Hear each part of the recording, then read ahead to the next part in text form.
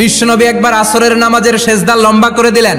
সাহাবারা বললেন, নবী নামাজের পরে ধরলেন অসুস্থ হয়ে গেলেন নাকি, অথবা কোরআনের আয়াত সেজদা অবস্থায় নাজিল হয়ে গেল নাকি? আসরের সেজদা তো এত লম্বা করতে কখনো দেখি নাই রে নবী। বিশ্বনবী বললেন, না, অসুস্থ হই নাই, কোরআনের আয়াত নাজিল হয় নাই।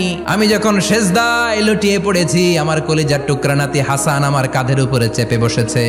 আমি যদি সেজদা থেকে মাথা উঠাই হাসানের কষ্ট হয়ে যাবে, তাই আসরের একটা সেজদা আমি ইচ্ছা করেই লম্বা করে দিয়েছি।